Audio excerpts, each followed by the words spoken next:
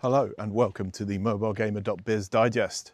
I'm Neil Long and every week I go for a walk and tell you what's going on in the mobile games industry. Here we go. I finally got around to publishing these top 10 lists of the year so far, courtesy of AppMagic of course, top 10 grossing and top 10 downloads for January to June of 2026. Let's start with top grossing because people like reading about money. Honor of Kings, 1 billion in in-app purchase revenue so far this year, according to these estimates. That is a lot of money and nearly $300 million ahead of the number 2 contender, Whiteout Survival, on 723 million. A little way after that is Last War Survival. So the top 3, all Chinese-made games. 1 MOBA, 2 4X strategy games. In the sort of analysis that I've done alongside these charts, I do note that Honor of Kings had an insane January, 194 million, but it has declined a little bit since then. Whiteout Survival, pretty steady, but about 110 million a month for that one for the first half of 2026. But Last War is declining pretty rapidly. Had a big January and February, but has been in decline since then. Only 71 million in in-app purchase revenue in June, according to AppMagic. Not really sure why this is happening. Maybe they're pushing people into web shops. Maybe there's just been a decline in live ops and other support for that game. Email in if you do know what's going on there. But in 4th, Dream Games Royal Match, $680 million so far for January to June. That is really steady, about 100 million a month for that one. PUBG Mobile, very spiky game, earned a whopping 133 million in February, but has fallen away considerably each month after that. Gossip Harbour ahead of Roblox for the first half of 2026. This micro-fun merge puzzler is doing really well. Another made in China production. Roblox, pretty muted, I say in the article. First half of 2026 for that one. There's no mega hit like Grow Garden or Steal a Brain Rot in Roblox happening, so it's actually down on 2025. Scopely's in-app purchase revenue from Monopoly Go suddenly dropped very quickly in February this year and has continued at the same sort of level. You assume that is web shop shenanigans there. Kings, Candy Crush Saga, couple of blips in January and June, but generally earns about 95 million per month, according to these numbers. And then rounding out the top 10, Kingshot, Century Games' second game in the top 10 grossing charts for the first half of 2026. Really steady growth and huge spend on user acquisition ads, if my TikTok feed is anything to go by. Further numbers and analysis in the article. Have a look. Let's rattle through downloads as well quickly. Free Fire Max, top download for the first half of 2026, according to these AppMagic estimates. 148 million downloads, ahead of what I assumed would be number 1, Block Blast. Some interesting context around this one. Free Fire obviously was the big made for mobile battle royale that was already a success before Fortnite was pulled from the stores, but really took off after it as well, alongside PUBG Mobile and a couple of other battle royale games. But Free Fire Max, which is higher end in terms of graphics and tech, that was introduced as a accompanying version of Free Fire. That is now getting downloaded way more than the original Free Fire. So seems like tech has finally caught up with Free Fire Max, and Garena is pushing people into that game rather than Free Fire. Block Blast, the game I and probably many others assumed would be number 1 here, that has been dipping pretty drastically since February, March time. But as I note in the piece, that same thing happened in spring, summertime of 2025. So maybe Hungry Studio saves up all of its UA dollars for the start and end of each year. Roblox is in third, 124 million downloads for the year to date, noticeably down compared to the same period for 2025. But as I note in the analysis here, maybe the biggest story in terms of downloads for the first half of the year is these Arrows games. Miniclip / Less More's Arrows Puzzle Escape, 108 million downloads for the first half of 2026. And then Learnings / Okeva Games is Arrows Go, now known as Amaze Go, 75 million downloads for the first half of 2026. So both of these titles duking it out in that new category of puzzler. I'm told that the Less More Miniclip game was the originator of this, and Learnings kind of followed on pretty quickly after that. But yeah, both of these games doing really big numbers, particularly in India, not so much in more developed Western markets, US, Europe, etc. I kind of skipped over Subway Surfers, Ludo King, Vita Mahjong and Pizza Ready, who are in the 5 to 8 spots because there's not much to say about these games. They're incredibly consistent and there's no real ups and downs to note there. But I do put in a special word for Voodoo. Paper.io 2 has been on a decent run since the end of 2025 and now pulls in 10 to 12 million downloads per month. So that sneaks in at number 10 with 68 million downloads for the first half of 2026. All the numbers and further analysis in the article. Have a look. This has been a popular story. The headline is, a Raid Shadow Legends superfan is taking on Plarium with his own squad RPG. This is about Simon Lockerbie. He set up a YouTube channel and website, which was mainly a sort of fan site for Raid Shadow Legends.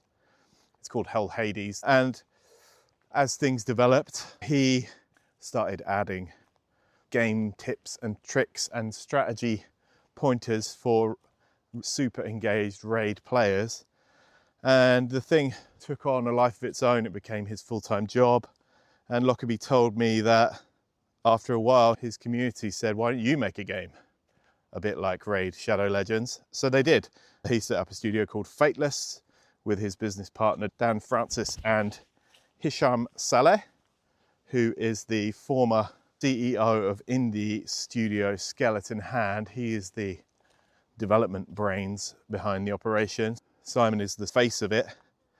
And Fateless did the rounds with angel investors and its community, raised quite a bit of money, 14 million in funding to date.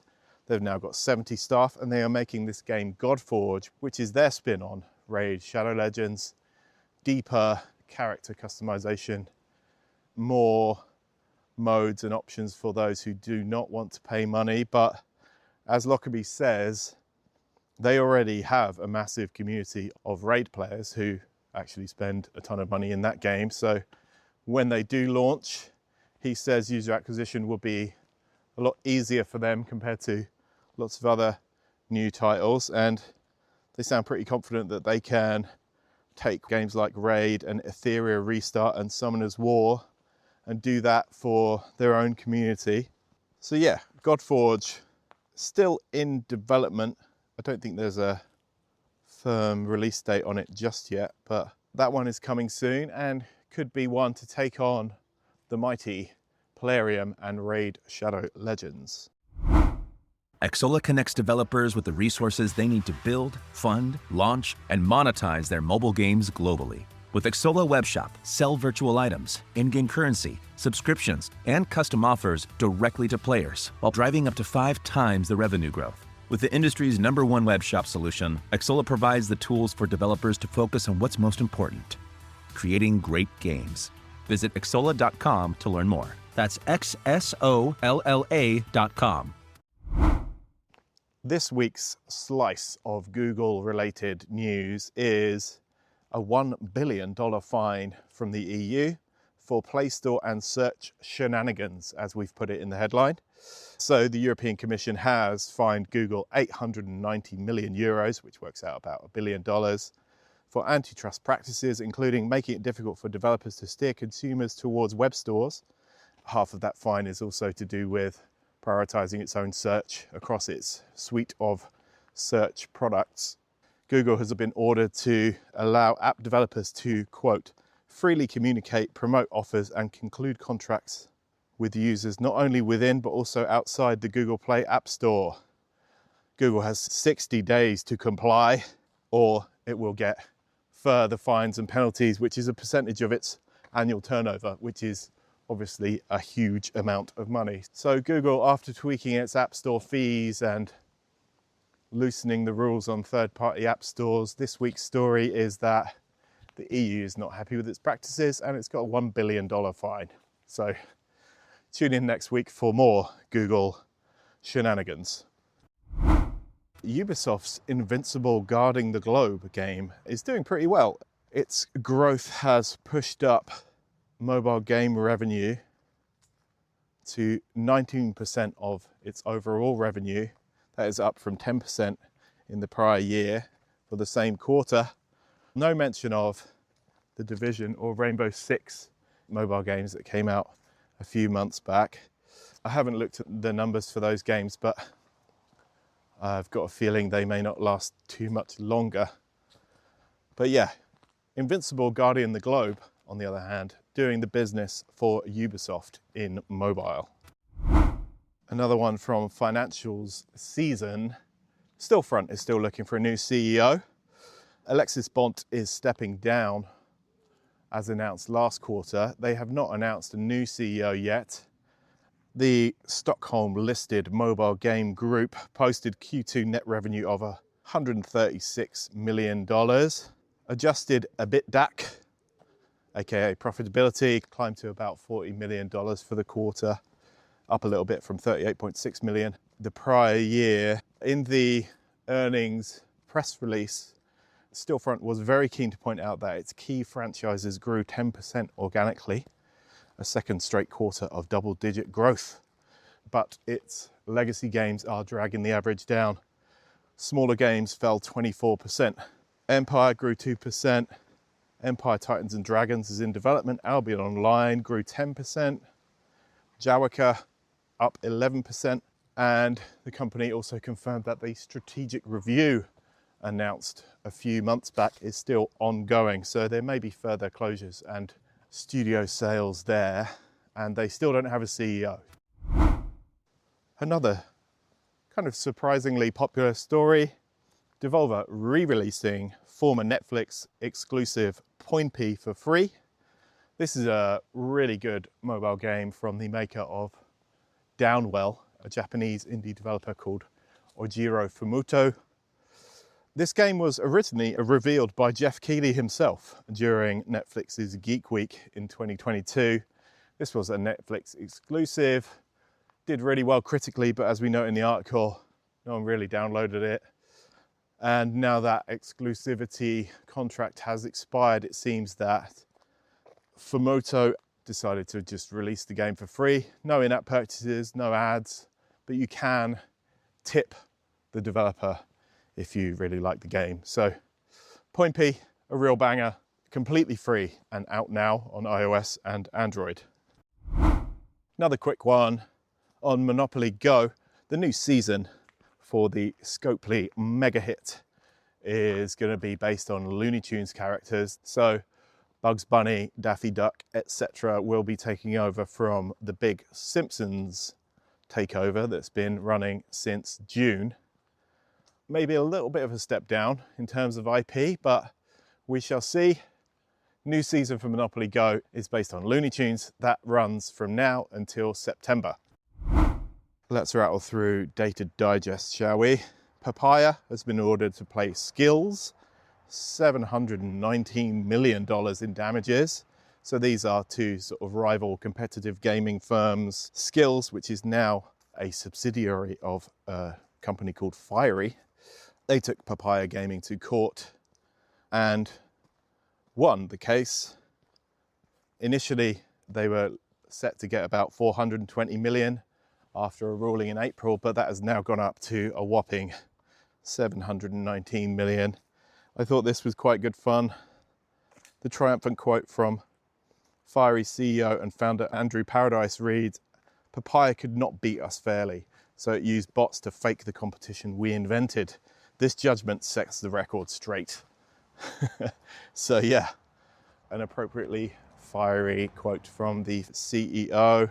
The court found that roughly $4.7 billion of the payouts advertised by Papaya between 2021 and 2024 were paid out to the firm's own bots and not to players. So that's the crux of that court case. Elsewhere in Data Digest, more at Magic numbers. Match 3 dominates the casual category for the first half of 2026. Match 3 is 22% of revenue in the casual category. Full top 10 casual games in that list to look at there. Capcom's mobile net sales up 20% year on year. Candy Crush got a World Cup final boost, according to some figures from King. Ludus Merge Arena, 50 million in net revenue since launch 2 years ago. Palo Alto Networks has snapped up Embrace, the maker of real user monitoring software. There's stats from June, courtesy of Circana. And you've got Neon, the direct-to-consumer webshop platform. They raised $13 million in a Series A funding round. PUBG publisher Krafton was a strategic investor. More stats and figures and detail in the article. Have a look. The last few regulars this week. New Game Digest, there was Don't Starve, DCKO, Tokaboka, Poinpy, Gangstar. There's also soft launches from Tencent, Take-Two owned Popcore, and Supercent in last Friday's New Game Roundup. That is always on the site every Friday if you want to keep abreast of what's going out and hitting soft launch. And in the Jobs Digest, we have moves and promotions at Scopely, Lil Snack, Playdemic, Cypher Games, Quacks, and Nordeus. That one runs every other Monday. That's it for this week. Thanks for listening. Goodbye.